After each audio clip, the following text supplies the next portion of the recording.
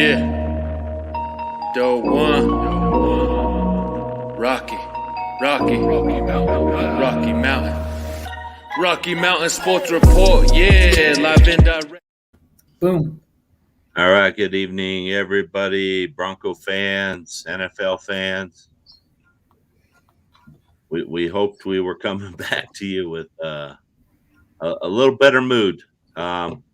Really quick, we're going to run through our sponsors, and then we'll break down the game. We got Stoked Fire, the barbecue superstore in Loveland, Colorado. Make sure you hit up Frank for all your barbecue needs. We got Avacor Mobile Power Wash. Hit them up for your commercial power washing needs. And then we got Willow Seasoning and Blends. Check them out at willowseasonings.com and pick yourself up some barbecue seasonings. All right, gentlemen. Yes, who wants to go first? Where do we start? Keith, why don't you go first? You seem to be the cooler head right now. Oh, I don't know. I'm just the quieter head before we jumped in. Yeah, it's everything that we kind of talked about through our pregame. Hopefully, you guys tuned in and watched. But we had Dave and we had Matt pointing out the fact that matchups were going to be in the secondary. We saw Les Claypool go off. We saw safeties having issues and getting split. We saw Fuller struggle. I talked about having it to be one in the trenches as well. And we saw Najee Harris go off today.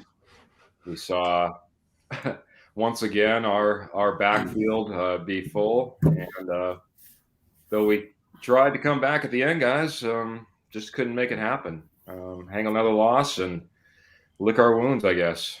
Yep, and get ready for the Las Vegas Raiders to come to Denver next week. My opinion is we got punched in the mouth early, and we didn't know how to respond. I'm concerned about the physicality of this team. It seems like this team cannot play a physical game. 2 weeks in a row now, we've been out physical by teams that were beat up, that we should have been able to have their way with. Once again, very minimal pressure on Ben Roethlisberger, the guy who stands back there like a statue. One sack the whole game. You can't win football like that, and you let him stand back there and let those receivers run around. It's asking for problems. Matt? Oh, man. Well, we'll get into all the hot takes where I'm going to say things went wrong, but I'll kind of piggyback on your physicality piece because, that's what this team needed to be. If we wanted to win games with the style of offense we have, the one thing we were going to have to be was physical and smack you in the mouth, like you said. And we've seen that demonstrated against weaker opponents. But as soon as the competition kind of leveled out or was a little bit more advanced, it's like we've walked around with their tail tucked between our legs and don't seem to really want to hit anyone in the mouth. Defensively, we're not jamming at the line of scrimmage still. I don't know how many times Justin Sternad just stood in the hole and watched Najee Harris run right by him. I literally threw my hat across the room as Najee broke like a 26-yard run or something like that, and just watched him run right by him. And there's one player I'll throw out there. He's declining in coverage, but the one guy who's only guy who went out there and played with his heart on his sleeve and was acting physical, and that was Kareem Jackson. He took out Juju Smith-Schuster, and we don't hope for injuries, but that was the biggest whoop the defense provided us with today, unfortunately. And you talked about matchups, and the matchup that was the biggest one for the game was one we didn't even hit on because we've been so confident in our run game, but Najee Harris destroyed us today. Yep, he did. Pittsburgh had not had over 100-yard rushing all year, and he obliterated that by 5 minutes into the third quarter. The guy was averaging just a tad over 3 yards a carry. Today he averages 5.3 yards. Yeah, 23 carries, 122 yards. Yeah. And he only had one long run. A 20-yarder. Other than that, that was the one where he just was lost. He just beat us up. No, absolutely. We got Victor coming in with this. So O-line guys return, 2 gloves is in. So what's the verdict? We already know Sherman's conservative playbook, and even more so now giving blocks, utilizing the tight ends. As much as Teddy Bridgewater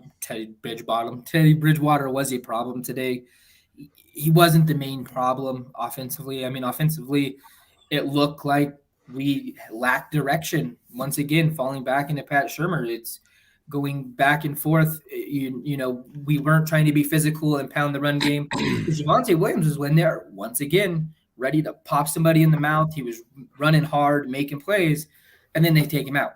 Don't even utilize him anymore. Mm-hmm. Then we're starting to kind of we attack the middle for a couple plays, and then that's gone, and we're back to going straight out to the house. It's just there was no consistency in the play calling today. It was erratic until the fourth quarter, unfortunately, until we went to hurry up. It was just erratic, and you can't win games if you're time of possession. That's Denver's key to victory, and it was flipped at halftime by almost 10 minutes. Yeah. They ran I believe 38 plays to our 22 plays in the first half. Yeah, and it was 9 minutes and change for time of possession. You can't win a game. No, you can't. With this model, with this team. And I'm going to touch on this Teddy thing because the first half Teddy looked lost. Oh, it was horrible. He looked like if the guy was suffering from a concussion, he looked like he was still under the influence of it. I mean, he was missing passes he normally doesn't miss. It just didn't look like Teddy Bridgewater. And I don't know if it was the effects. And did the Broncos try to rush him back too quick?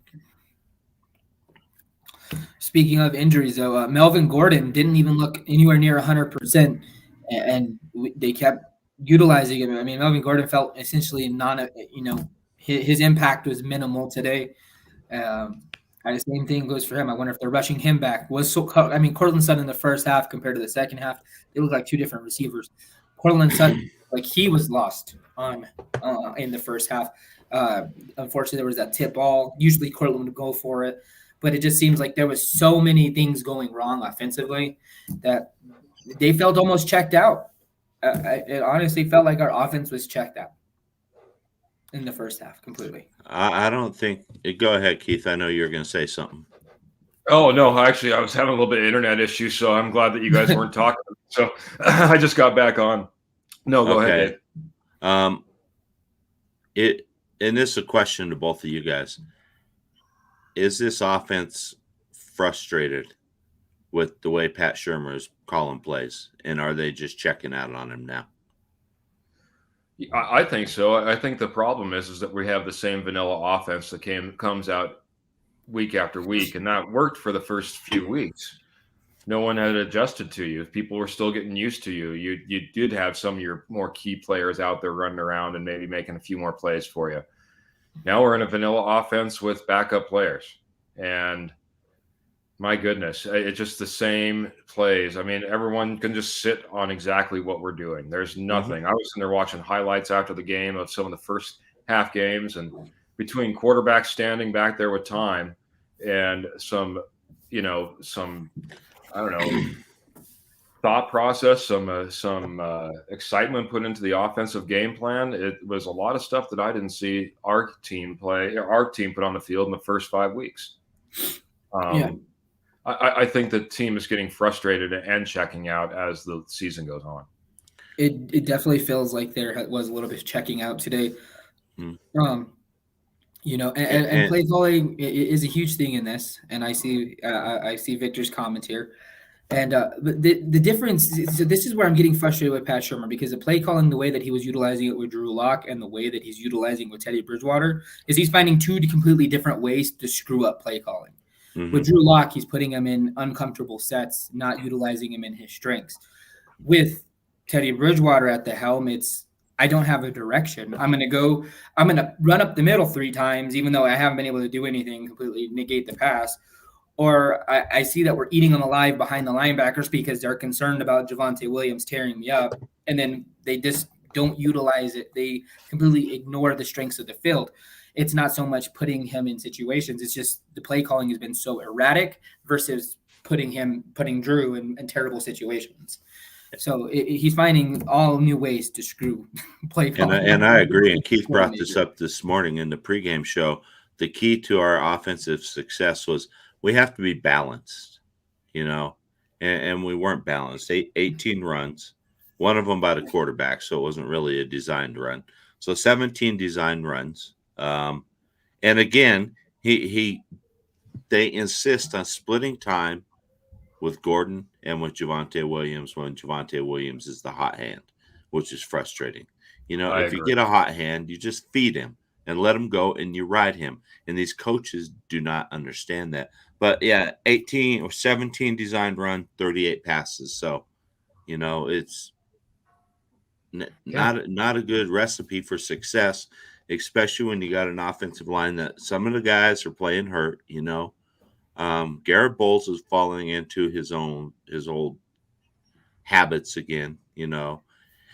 I just don't know if this is just frustration coming in on these guys, and I don't know. I mean, I don't know how many of you guys played, even if it was, I don't care, little league or high school, but the problem is that if you're not out there giving 100%, every guy, all 11 guys, it shows. Mm-hmm. And that's, I don't think it's a full checkout. Like, I'm not playing this week. I'm not running routes. I'm not blocking. It's giving 80, 90% instead of 100%. And when you do that across 11 guys, you put together a game plan like you see today too. So, right. Yeah, and offensively, we're starting to feel the effects of not having viable receiving options. I think, I mean, as great as Tim Patrick is phenomenal. I mean, he's only getting better. Cortland Sutton's limited, but you don't have Jerry Jeudy, who's the better receiver to do those breaking routes across the middle, who's gonna get a slant and can up it, up the field for an additional 10 plus yards. KJ Hamler, your speed guy, you're not having those things. And today we've seen how much of an impact I think Albert O was having on the offense, because Noah Fant, I mean, as much as he was thrived to be this great receiving talent, I mean, Noah Fant has just been a body on the field this season this far. That's essentially what he's been. 4 targets to our tight ends today. Yeah. 4. And I don't think that's been much better through many other weeks. No, I don't either. It's something that we talk about each week of, hey, they should be able to exploit, the middle of the field, get the matchup they want with Alberto and Noah Fant. And week after week, we come in here and we talk about Tim Patrick and Cortland Sutton and just about anybody else other than the receiving tight ends for other than maybe a touchdown or a 15, 20-yard play. So, yeah. And this comment here by Victor, I don't think we have to worry about that because I think Danny Dimes may miss a couple of weeks. I mean, he was actually carted off the field today. Oh, so, I didn't get to see that. Yeah, he's in concussion protocol, but he was hit to the point where he had to be carted off the field. Yeah, so he's going to be out for a while, probably. Right. So I don't think we have to worry about going after Mike Glennon, but Mike Glennon looked horrible today. So I mean, he's tall. He's got a strong arm. You never know. He's 6'6". Yeah. He's tall and he's got a big arm. That's right. We like those kind of quarterbacks here. But, so, I mean, offensively, it was a disaster for 3 quarters. Let's just call it what it is. The only highlight the first 3 quarters was Javonte Williams. Mm-hmm. Unfortunately, that was the highlight of the first half for the Broncos offensively. We'll touch on the comeback portion later. No, I kind of want to switch to defense because that's where I'm going to probably have a stroke on live television. Yeah, defense is – Fangio's supposed to be this defensive guru who you have a defense on paper that is supposed to be a top 5 defense. Yeah. Once again, no pressure with your front 4. No – and I think these guys are getting frustrated too because there's no stunting. It's just, hey, you guys, run out there and try to rush the quarterback. Yep. I mean, there's no creativity whatsoever. It's just frustrating to watch it. And the secondary is They have not gelled together. There's no chemistry between those guys out there. I think there's no communication, and it's just a bad scenario right now. Yeah, I think absolutely. we had a little bit of chemistry early, and we even had some Patrick Surtain pickoffs and stuff like that. And I thought we had something going there on defense, but there's nothing now. Like you said, if you're rushing 4, that means there's plenty of guys on the back end, especially in those passing situations, and those safeties should be eating it up. We should be talking about breakups from K-Jack and from Simmons, every other play on these passing, especially these long passing. Instead, we're talking about Simmons getting burned and no help around when Fuller misses a tackle and the guy's allowed to sprint another 10 yards before a guy comes into view. It's just not pretty. Oh, absolutely. Real quick, good evening, Sis. Sis is part of K&K Sports. So you got awesome podcast. They have a couple different shows, lives Tuesdays, Wednesdays, Thursdays. Head over to K&K Sports. So they're on Facebook and check them out. They got a Bronco fan in Kurt Valencia over there who's probably feeling this loss today. Long weekend for everyone. That's the case. That's exactly it definitely is. I mean, that Cowboys team just put a beating on. And I'm gonna reiterate what Keith said this morning. What's impressive on that team is that defense. And no one thought that was going to be the case. No, I mean that was their weak point last year. I mean, if this offense can gel and if they can stay healthy, watch out. I mean.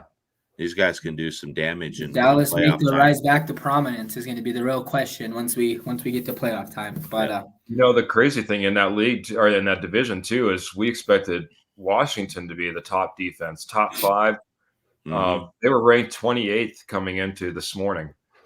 So boy, what a difference in that division. We didn't expect Dallas to be anything as far as defense, mediocre at best, and they're showing out as one of the top, and Washington's sitting at the bottom instead. Yeah, I agree with this. And unfortunately, since we're starting to feel the pressure that the Broncos may not be too far behind from serious trouble themselves. Going back to today's game and the defense. Who's on a hotter seat right now? Is it Joe Vic Judge Fangio or is it Vic Fangio? And is it Vic Fangio because of the talent that we've amassed on this team? Oh, yeah, 100%. And the fact that you're getting your teeth kicked in when you're supposed to be a defensive guru and you've kind of got your teeth kicked in defensively for 3 years now. I mean, let's be real. This defense has been better than most. We'll give them that. But when you have been deemed the godfather and you're just this dominant guy and death by inches, and you come in and your game plan and the way that you do these things on the field is a complete, contradiction of what you're saying. It sucks because, let's be honest, over 3 years, we've been the same defense. We haven't been a dominating defense where we're destroying the quarterback, forcing turnovers. This has been one of the worst turnover differentials for our defense we've ever seen in the last 3 seasons under Vic. They don't force turnovers. They don't get sacks. And let's be honest, as soon as they get a touchdown, it's like they get discouraged immediately. There's no fire from him, and there's no creativity. And it's essentially, let's bend and not break, because we can win games if we hold them to field goals. So it's not about dominance. It's more about let's bend as much as we can without breaking. And once we break, they're lost. Which I got a couple not so hot game balls to give out to Kyle Fuller, and I'm going to pick on Patrick Surtain for 2 weeks in a row now because unfortunately, they're the bigger corners. They're not the fastest guys, and neither one of them are playing up on the line of scrimmage when we know they're in man coverage. They're not jamming their receivers. Nope. Deontay Johnson's a quick guy. There's no chance left on an island unless you jam him at the line. You're going to be able to stand stride for stride. Yeah, he only needs a yard of separation, and look what happens. He got a yard of separation, and it's a touchdown. And then Patrick Surtain, it's like bend don't break. He was a couple crucial first downs. They were attacking Surtain on first downs. on anything that was under 5 yards, those slant routes, because they knew he wasn't going to come up and jam because he was scared he'd get hit over the top. And that's not a coaching thing. No, it's not. And I think Surtain is dealing with some confidence issues right now. Absolutely. And with the person we were bashing on, not necessarily bashing, but we're like, oh, he's expendable. He's expendable. And Bryce Callahan is by far, I'm willing to go out on a limb and say he might be the best defender on this entire team right now. Right. I agree. I agree. And yeah, if he stays healthy, he's the MVP. Where I'll disagree is I think that it is a coaching issue. I mean, you sit all week talking about your game plan. If the game plan is to jam your receiver, then the game plan is to jam your receiver. If he's not doing it in the first quarter, if he's not doing it in the second quarter, what's going on? This is a coaching thing. This is what I'm wondering. I'm wondering, they're coaching him to be off. Is it because they misjudged his quickness to get from point A to point B, to not necessarily break those up, but make those slants ineffective? Maybe that's what the issue is. Maybe that's where the misjudgment is. Maybe they want him to play off because they know he lacks the vertical quickness necessary to go over the top, but they thought he would have enough of the inline quickness to chum up and stop it to a 1 yard gain or a pass breakup. Maybe that's where the confusion is, but obviously he's struggling, and we got to figure out ways to improve it. Sis makes a good point here. I mean, college and pros, it is a big difference. Yeah. Everybody's fast in the NFL. Yeah. I mean, you play against some inferior opponents in college at times, especially when you play at a machine like Alabama and you're surrounded by talent. Here in Denver, you don't, or anywhere, you just don't have that crazy depth like they do at Alabama, where somebody's going to have your back. I agree with Keith a little bit. If the guy is playing off, this is a coaching issue, because somebody needs to go up to him on the sideline and say, get up there on that man and jam him, or like we're thinking, are they putting him back there because they know he doesn't have the vertical speed, but that's where, if that guy doesn't have that, then you don't put him in a man situation, and you need to roll some help over on the top. So, and I think that's part of the problem. Like I pointed out before, we haven't been seeing K-Jack and Simmons breaking up passes and helping out, in those passing situations. They're not there yet. You know what I mean? Doesn't ever feel like anybody's ever throwing into double coverage on us ever. No, they're not. And this is what I've seen, because this is where our coverage issues is becoming a problem. What we're seeing is a linebacker almost every series. We're seeing this multiple times. One linebacker staying home. Don't know what it is. They misutilize, because that was Sternad today. Sternad was the guy who was staying home, and Alexander Johnson was dropping into zone to cover different zones. They're utilizing their safeties to cover the tight ends and backs instead of trusting their inside linebackers, which means they're making up for a weakness they refuse to address in the offseason. Because as much as we love Alexander Johnson, we heard Sting say it today on the coverage. He's a one down backer. He's all full of barbed wire and rhubarb in his head. He's there to stop a run. That's what he is. Yeah. That's what Josie Jewell is. That's what it appears Justin Sternad's going to be. And it just goes back to, did we ignore a significant weakness, and now we're having to overcompensate leading to other issues? Because, I think we did. Yeah, because it's apparent. We're leaving our cornerbacks out on islands. There should be help over the top. You know who I wanted, Matt? Who I was pounding the table for all up leading up to the draft that could have really helped us in that one. That was Jabril Cox, So, and where's he at? He's in Dallas, and helping that Dallas defense become dominant again. Yeah, I mean, hindsight is 20/20, but unfortunately, as early as it is, we're looking back at this pick already of Patrick Surtain, when there was Justin Fields, Micah Parsons, and other significant players who are doing fantastic and making that impact, and we're already having significant downs, and we're not even fully halfway through the season. I think Surtain is going to be a great player eventually.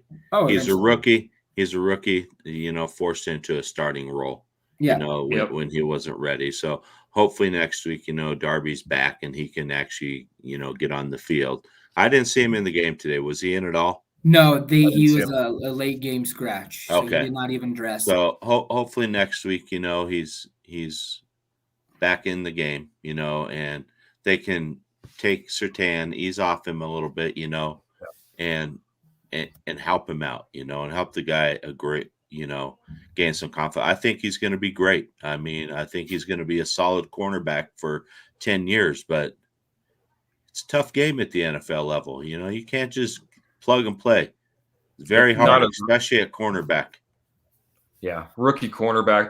That's almost an impossible thing to do. You don't usually see that. You know what I mean? It's tough for first round picks of any nature to hit the field and be productive their first year, and it's usually in a position that doesn't take as much heat as a cornerback position. That's for sure. So I think there's still a lot of coaching still to do with him, and I think he's going to be a great cornerback. But he's in a difficult position where I think he's not only being forced into that starting lineup, but I don't think he's getting the coaching that we're talking about that he needs. He needs the coaching. Go ahead. Which leads me to a question for you guys. Darby's expected to be back next week. Who are you taking out? Are you taking out Patrick Surtain a little bit? Out of the starting lineup? Yeah. I'm taking Surtain out. Yeah. So this is going to revert back to where we were at the beginning of the season, and I think that it actually helped a lot with Surtain because he wasn't on the field. Maybe he was getting coached up on the sidelines, and then of course he's not being matched up with one of the top two guys on the team on the opposing team. Absolutely. The reason I asked this question is because we all know Kyle Fuller's struggling, and we hit it with the head on the nail with we're overcompensating in other areas to try to create pressure or to cover tight ends and different things like that by utilizing our safeties to do that. I mean, even our successful blitz packages are coming from safeties. Caden Stearns getting in the backfield. Justin Simmons getting there in the backfield today. Didn't get a sack, but was one of the only plays we actually got legitimate pressure. So the reason I asked this is because after the game, Vic Fangio went on a tirade, I guess, and he's pretty much threw a bunch of shade at Kyle Fuller, which leads me to another big issue I have with our coach because that's the media. Have that conversation in private. Yeah, you don't do that in public. What the hell is that? I mean, it's a 10-year vet, dude. This is 2 weeks in a row where Fangio's just done something stupid in front of the media, and I want to ask you guys a question. I'm going to go over the schedule leading up to our bye, and I want you guys to look at it and honestly let me know how many games you think we can win. Okay, we have the Raiders here this week, and then we go on a short week. We go to Cleveland, then we come home. We'll have a long preparation time. We got the Washington football team coming in. Then we go to Dallas, and then the Eagles come to town, and then that's our bye week. So we got 5 games. I mean, where do you guys see us at the bye week now? Based on what we know, what we've seen these last couple of weeks. It's tough. I mean, I'll start real quick. I mean, Raiders, they're getting they're waking up to smell the coffee as well. Their struggles have reared, their weaknesses have shown in the last 2 weeks. I mean, they lost to, let's be honest, a pretty bad Bears team today. That's a winnable game here in Denver. It should be. They're opening up as 3.5-point favorites already. I think that should be a win. Cleveland, I'm not having any hope. I mean, we've seen Baker Mayfield go out there with a torn labrum in his one arm, go pound for pound with possibly the second best quarterback in the second best quarterback in our division, who looked phenomenal today in Justin Herbert. So that's an L. And then you said it was who after that? It was Cowboys. Then we got Washington. That's a toss-up. I mean, you could flip a coin. Honestly, both teams are playing very poorly. It's here in Denver, correct? Yes. Correct. That should be a win. So I could say 2-1 so far. Dallas, there's no way we don't. There's no way we stop their offense right now, and their defense is rolling. Micah Parsons is looking like he's the second coming of Von Miller. The dude is just destroying people, and he wasn't even going to be an edge. He's going to be inside linebacker. But they're creating crazy pressure. Their corners are looking great. Dak Prescott's rolling on all cylinders. That's an L. So 2-2. And Philly, I mean, you can't really pin them down. One week they look like complete garbage. The next week they come out in the mountain comeback victory like they did today. Yeah. So, and that one's in Philly, correct? No, it's No, here in that's Denver. here. Yeah. That should be a win too. I mean, so I say So we should go should 3 be and 2. 3-2 at the very worst. And do you agree, Keith? I mean, are you in line with No, that? I see. I mean, realistically, if I just want to look at this realistically, if I'm putting money on each one of these games, I'm saying 2 and 3 or 1 and 4. Yeah, and I'm with Keith. I don't see us beating the Raiders. The Raiders may have struggled. I think we're struggling worse than them. And I think Carr will come in here and destroy our defense. It's going to be interesting. You know, Cleveland, I give us very, very little chance unless, you know, some crazy things just happen. Washington, that may be a win. You know, that may be one of them. Dallas is another game that I give us very little chance of going into Dallas and winning. And then Philadelphia, I mean, I think as Jalen Hurts gains more experience and becomes more confident, he's going to become more dangerous. And we don't do so well against running quarterbacks. Well, Yeah, we force them to throw the ball and then we get torn apart. Right. So let's say we go 2 and 3, 1 and 4. So then we're sitting at the bye week at what? If we win 2 more, then we'll be what? 5 and 4, I believe, right? No, 5 and 5. 5 and 5. We got 2 losses now. So is that enough to keep Fangio's job? 5 and 5 will keep him safe. I think the second the second we flip up, if let's say we lose the next 2 games, I don't know if Vic's still going to be here. You think a change might come before the bye week? Oh yeah, no. I think if we lose 2 more games in a row, putting us at a 5-game losing streak, or no, that'd be 4 games. It'd be a 4-game losing streak. 4-game losing streak. I would be very surprised if he's here. Wow. I don't know if we're ready to make coaching changes just within the organization. We haven't shown that we're that type of organization to do it mid-season. I think we end up struggling through a season regardless of how bad it looks with our coaching staff. And, you know, there'll be a changeover most likely next year. I don't see anything rosy on the horizon to make me feel like these guys are going to turn it all around. We're going to put together a playoff run at this point. And I don't either. And I don't want to sound like some, you know, doomsayer or something. No, but what are the coaches doing to give us confidence that we're going to turn this thing around? You know, they look lost out there. That they showed Pat Shermer in the press box once, and the guy was just sitting there looking like he had no clue what the heck was going on. Yeah, you know, and then you got Vic just wandering up and down the sidelines, like just scowling at everybody. You know, what am I doing here? How did I sucker these guys into giving me a job? But yeah, no, I agree. Just let me go. I'm gonna modify my answer, and I'll tell you why. I don't think Vic gets fired, because if Vic gets fired, you legitimately don't have anyone on this team that is an experienced defensive play caller. So he may be. It's not like he's doing any good. Well, I'm just saying. I don't know. I don't know if they have confidence in Ed Donatel to be like, here you go, Ed. Call these plays, even though you've never done this in your 100-year career. Right. So, but I do feel that if they lose another 2 games, we will see a coach be let go, and I do think that will be Pat Shermer. And we have let coaches go in the middle of the season before. Mike McCoy's been fired by us right in the middle of the season, so that does seem more likely to me. And you know what? I'm for it. Let's see what Mike Shula's got. Mike Shula, he doesn't come from the Pat Shermer tree. Mike Shula comes from a long lineage of, really good. His dad's a phenomenal coach. So, maybe we get some luck. 2015, who was the offensive coordinator for Carolina? It was Mike Shula. Right. Yeah. So, yeah. Maybe we got to see what he's got, because at least maybe he can put something that's consistent together. Maybe it's not the most beautiful or more well-oiled machine, but that's kind of where it's at. And one thing that we see with this team is the offense and the defense feed into each other. Once the defense lets up a big play, it seems like the offense kind of is defeated. A good offensive coordinator doesn't let that happen. They fire their guys up. They go in and get them those gimme plays and build it up. So our Raiders week was building up to be something good again.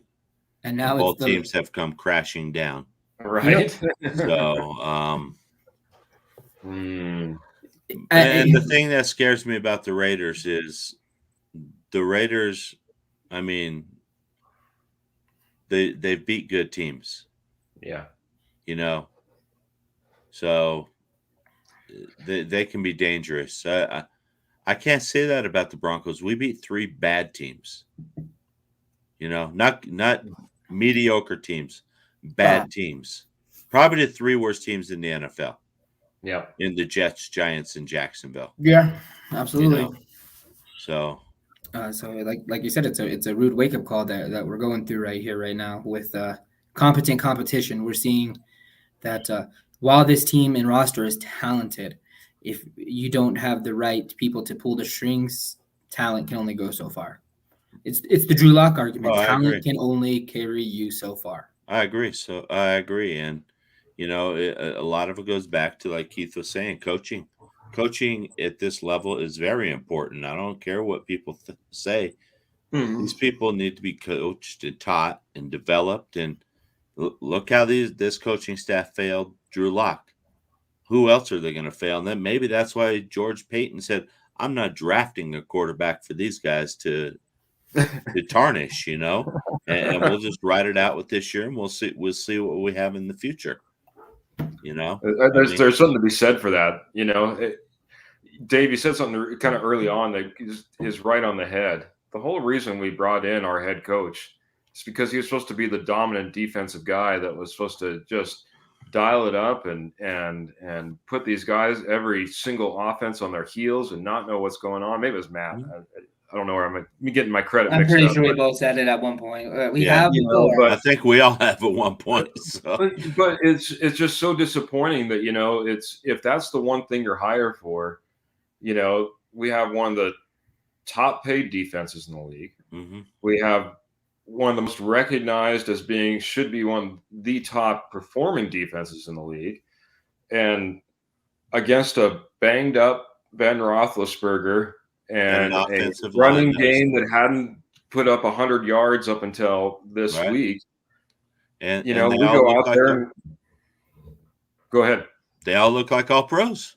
They did. I mean, even Ben's struggling with his completion percentage. He made the passes when he needed to pass them, when you need to get them. And Najee Harris just ran all over us. That's what opened it all up. So it's just disappointing. It's one thing if your offensive coordinator isn't performing. That's not your head coach. Your head coach you brought in for one particular reason. That's supposed to be the spearhead of your entire organization for your players. And to wrap up what Matt said too, second week in a row he's calling out people in press conferences where he has no reason to do so. This week it's a player. Last week it was the opposing team. It doesn't do anything for your own team at all. Doesn't propel them forward in any particular way. It only helps to bring them down. And that's not a good sign of a good head coach. I'm sorry. It makes the other players think, when am I next? When am I the next one that he's going to throw under the bus? Yeah. The guy who apparently didn't have this team prepared. I got it. One of the things, and I know this excuse is going to come out. Denver had travel issues because the weddings they couldn't get into their hotel. Okay, you're an NFL franchise. How do you not have travel? Yeah. Nailed down where you have a secured hotel. I don't care if you have to stay in Cleveland that's 2 hours away. You stay there so you can get in early, do your meetings, do your walkthroughs and everything else. And if you have to, you take the bus over after that, and go to Pittsburgh and stay in the hotel. But, I mean, what time did they even get in last night? I mean, because they looked like they were sleepwalking through everything this morning. Yeah. Yeah. But I mean, I think, going back to, I've been just sitting here thinking, And the other thing I keep going back to is we were unprepared, let's be honest, but we talked about it. We touched on it earlier. Where some of these guys rushed back faster than they should have been. Oh, I think so. Graham Glasgow did not look like he should be out there today. Graham No. Glasgow was getting destroyed because he couldn't even take a step back fast enough before he was getting blasted by whatever defensive lineman felt like it was time to get in there. I mean, that spin move by big old hefty 90 whatever long-haired gentleman. Yeah. He looked like an all-pro on that spin, and Graham Glasgow has been an all-pro guard in the past.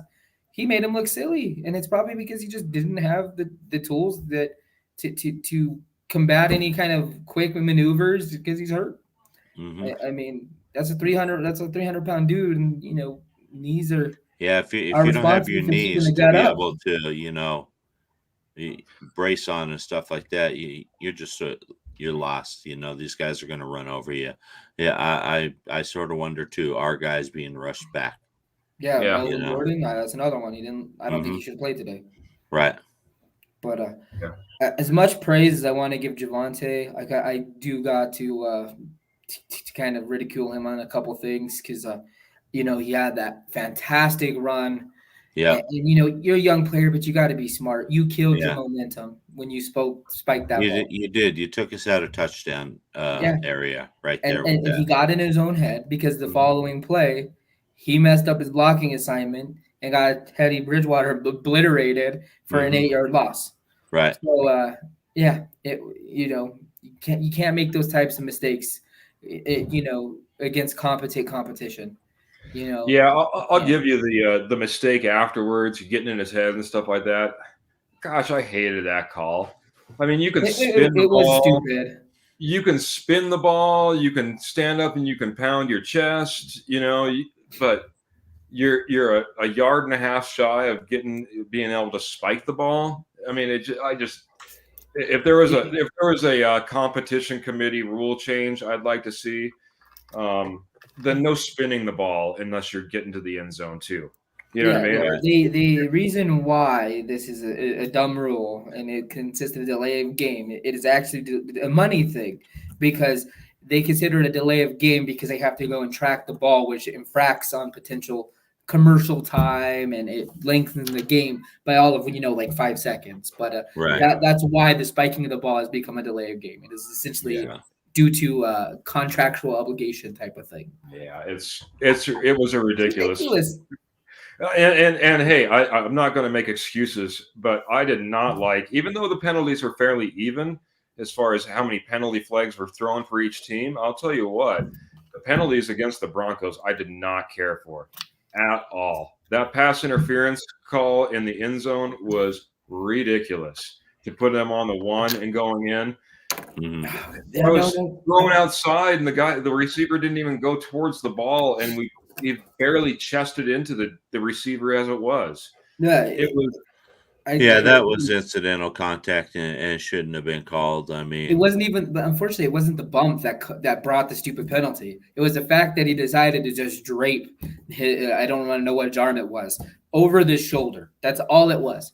It wasn't even the fact that he bumped him. It was essentially just because the arm was draped over the shoulder. Right. And when you're in Pittsburgh, playing in that crowd, of course. It's going to go towards any of those. Of course. I mean, it would have been a flag too. It wouldn't have mattered. You see inconsistent officiating across the league. I mean, I was watching the end of the Chargers and Browns game, and Mike Williams pretty much grabbed the Browns defender and pulled him to the ground in the end zone, and they called the pass interference on the Browns receiver, and give him the ball on the 1 yard line. It's like this officiating is just.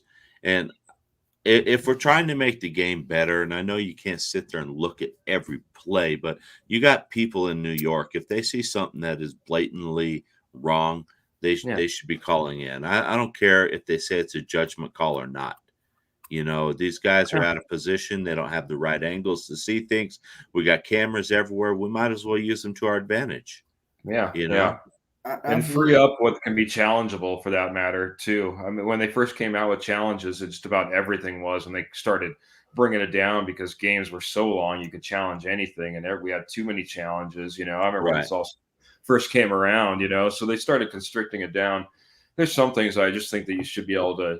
That's not a pass interference call, or especially when some of these balls are being sailed 5 feet above a receiver's head, and it's not even a catchable ball. Right. It shouldn't be. It shouldn't be affecting the game. That's one thing you really don't see anymore is a pass interference waved off because it was an uncatchable ball.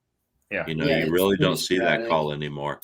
No. Because why? Because everybody wants to see touchdowns. Yeah. Touchdowns equal money. That is exactly right. That's what brings the fans. That's what brings the people to the TV. That's what drives fantasy football, and things like that. So, I mean, it's an offensive game, and it's always going to be tilted towards the offense now. Absolutely. Yeah. I think, as we kind of calm and we begin to reflect that I think I'm comfortable enough to say this now that Pittsburgh didn't beat Denver today. Denver beat themselves 2 weeks in a row now. I don't think so. And the reason why I'll break it down. We got out physical. We got out physical. Too. I mean, no, I think yes. In that sense, yes. But I think the game was broken down into a few key plays that deflated the physicality more than them not being physical, because we've seen them be physical against our first 3 games. Yes, the competition is great, but they were physical. They imposed their game plan. But as soon as these guys make these mental mistakes, and that's when the physicality, for lack of a better term, kind of depletes. Today's game was summed up into the Javonte Williams ridiculous spike, the complete, Fuller getting burned. That's Fuller. The pass interference call and the Draymond Jones hopping over using leverage. Essentially, if you don't have those 2 penalties, that goes from 14 points to 6 points. Denver wins that game in that sense. Them putting themselves in bad positions, taking dumb penalties, and getting themselves caught out of position killed them today. Mix in our incompetent coaching and erratic, play calling on offense. It seems like we shoot ourselves in the foot more than we're getting kicked in today. Right. I mean, eventually you give in, you lose hope, and that's when you see the physicality come out. Because as soon as the hope came back, you see the defense and even offensive line, the physicality came back in the comeback. It was there in the comeback. But and I'm going to go back to what I was saying before we came on. I think that more it wasn't our physicality. It was the Steelers players had pretty much said we got this game. And we all know, we've all played football before. As soon as you get that in your head and you turn it off a little bit, it's hard to turn it back on when a team, makes a couple plays and starts to come back. I saw Denver from the beginning get punched in the mouth. It wasn't the first play of the game. I mean, 21 yards. Come on. A 21-yard run, the first play of the game. Yeah. You got punched in the mouth and you didn't respond after that. Yeah, and that's how it was. And that had nothing to do with Javonte Williams spiking the ball. That had nothing to do with Fuller not playing his position correctly. Fuller got beat later on that drive for a 50-yard touchdown, but Harris came out and punched us right in the mouth, and it didn't stop. Until well into the third quarter.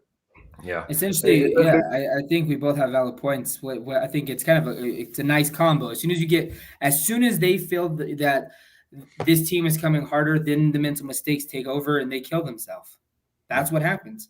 They got punched in the mouth. Fuller's out of position, and then the rest just falls apart. Yeah, we do fall apart quickly. We don't have the ability to maintain a level head and stay in a game. We've talked about it for years, and analysts of the Broncos have even talked about it for years. We're a team that needs to be in the game or needs to be leading in the game if we want to win the game. We are not a come-from-behind team. We don't have the mental presence or the offensive game planning in order to do so. I want to go back to what I said this morning, and until this changes, I don't see us changing much in as far as our winning or our overall performance on the field. We need to win in the trenches. We haven't we cannot have the defense run their defenses run all over us and continue to put up a defensive pressure that is non-existent. And that goes back to Until those two things, physicality. until the trenches changes, nothing else is going to change.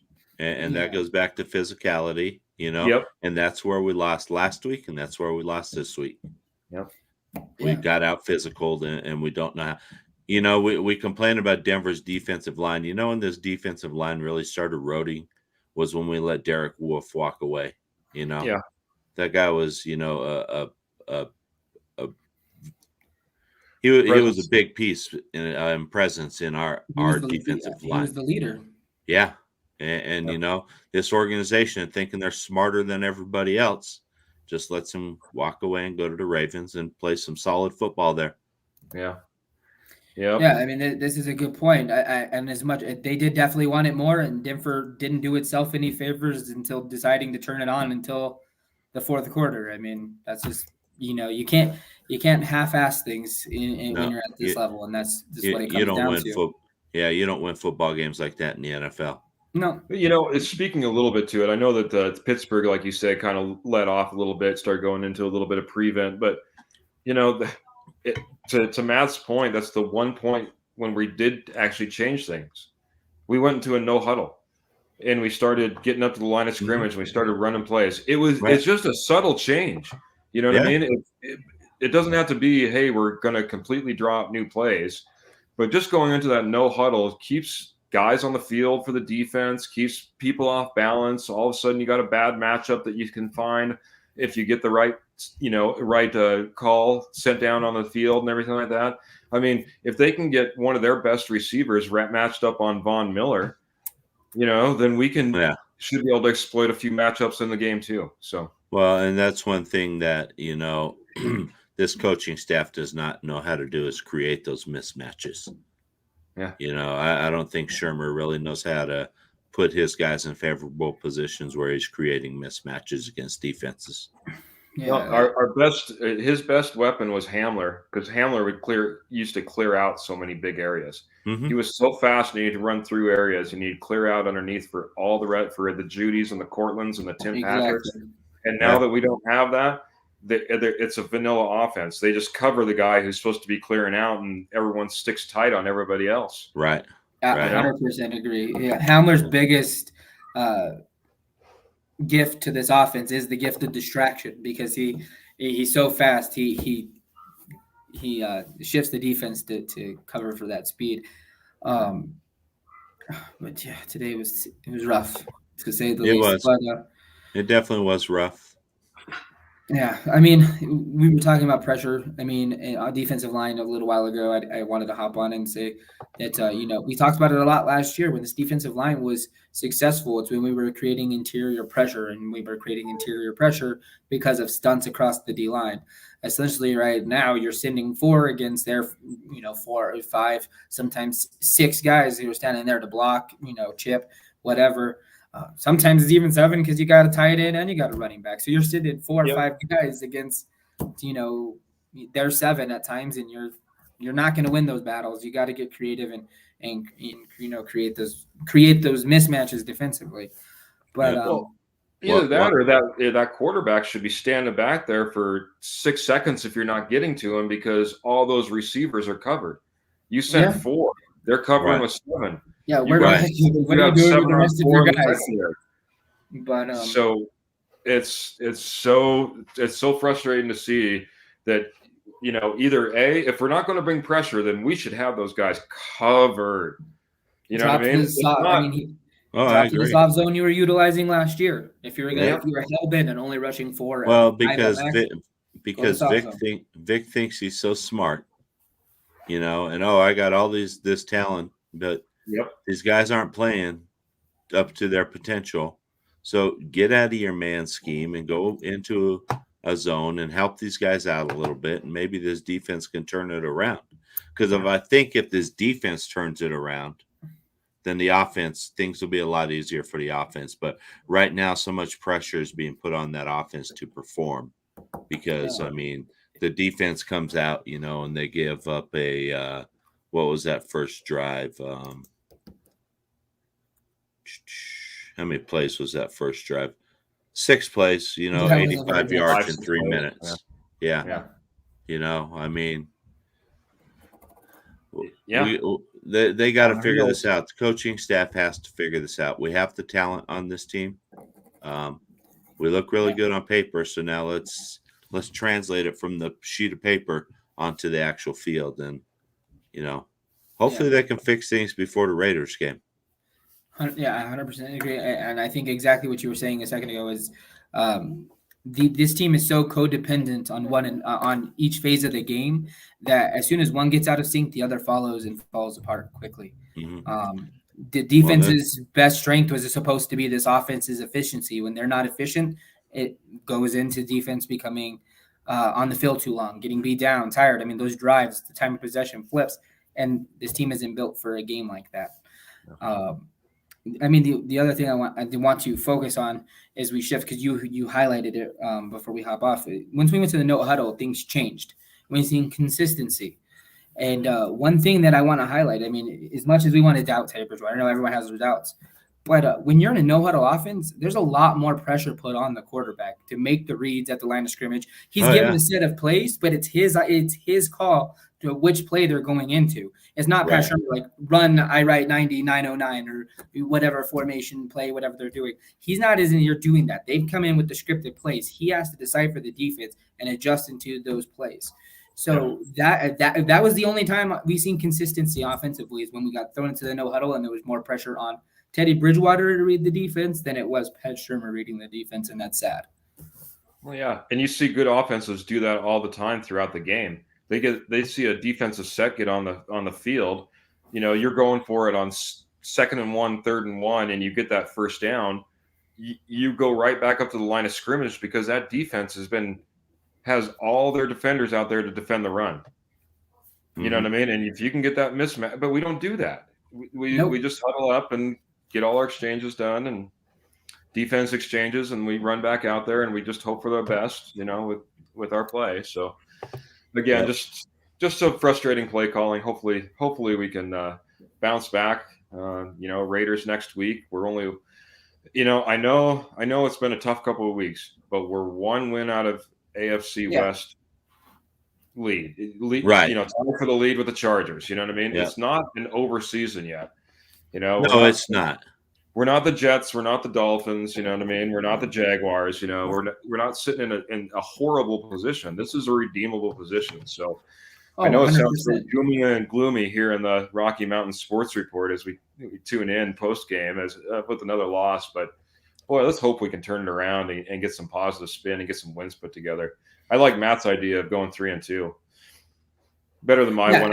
And I do too. I mean, I definitely do too. I don't want to sit here and say, well, man, I hope we just go 0-5 so they'll just fire Fangio, No, I would love for us to go 4-1. I just it doesn't feel that way after right a disheartening loss. It doesn't. No, it doesn't. It doesn't.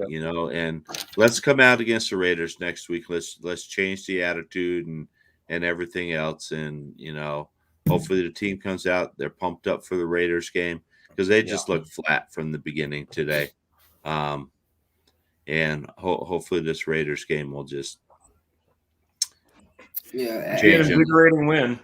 You know what I mean? It's a good opponent. It's a rival. It's at home. It's in your house. You know what I mean? It could certainly be a springboard for the next few games. That's for sure. So hopefully they're putting 100% of their effort on into this next week, whether it be coaches or players, to be prepared for this game and come out with a good game plan to take it to them. Yeah, we don't need Raider Nation gloating next week, so let's hope that doesn't happen. 100%. Yeah. Well, I just say everybody tonight, spend the night. Watch Kansas City lose. Hey, I picked them to lose. I know I picked them in the pick'em, and I know you both went Bills, and I hope I'm wrong. Buffalo's up 7-3 right now, so let's hope that Buffalo can take it to them, and Kansas City will still be sitting in last place, and we won't be tied with them for last place. Yeah. So because it'll be a 3-way tie for last place if Kansas City wins. It's a 3-way tie Or for second, depending last. upon how you For look at it. second, okay, yeah, 3-way tie for second. So But I want to close out my side of the show with some words of wisdom for Pat Shurmur in the good quote of the day from Mark Scaro Stink. Find something you do well and do that thing well. Pat Shurmur, you know what you do well. Stick to it. Stop with this erratic play call. Trust your quarterback. Trust your run game, and we'll see it. We'll see more wins.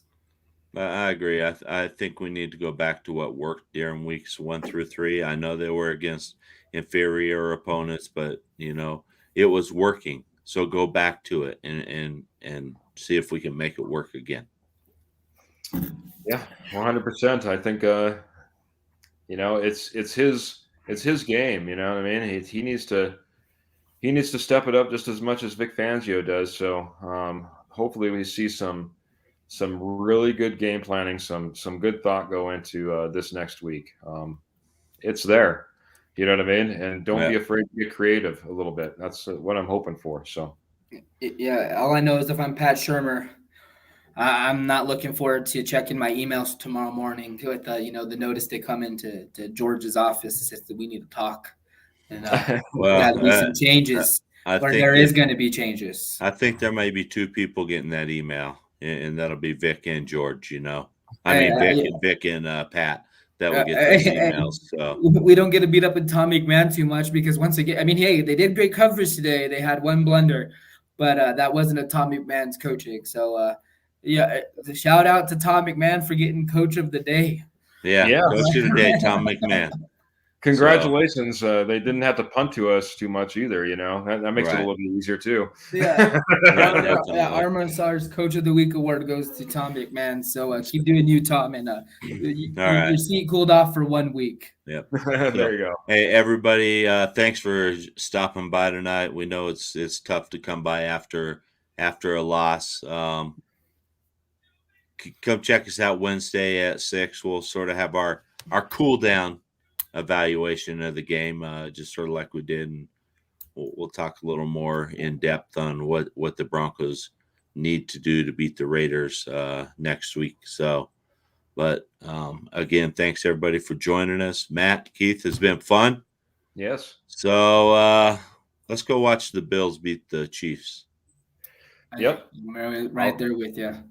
Let's go Bills. We're Bills fans tonight. Bills. Yes. As always, go Broncos. Even when it hurts, go Broncos. Yeah, definitely go Broncos all the time. But all right, we'll live. Bronco country. What's that famous movie quote? That's right. What is this? What is it? I know loving you hurts me, but it feels so good at the same time. So that's how we have to approach the Broncos. So we endure the pain. We must enjoy it, or we would be on a different fan base by now. So we'll ride it out, and let's hope we can see a W next week. Hopefully. All right, everybody. Have a good evening. All you right. too. Thanks, everyone.